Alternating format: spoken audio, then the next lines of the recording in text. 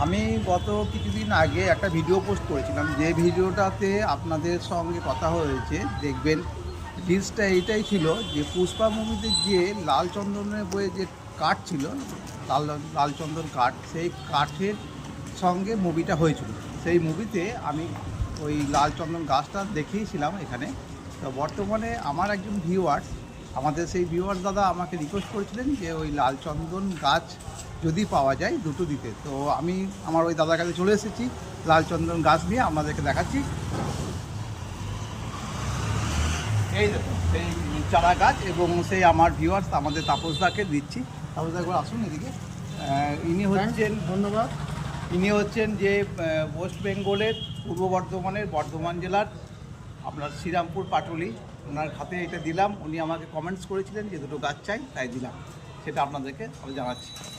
আমি খুব খুশি হয়েছি। Thank you.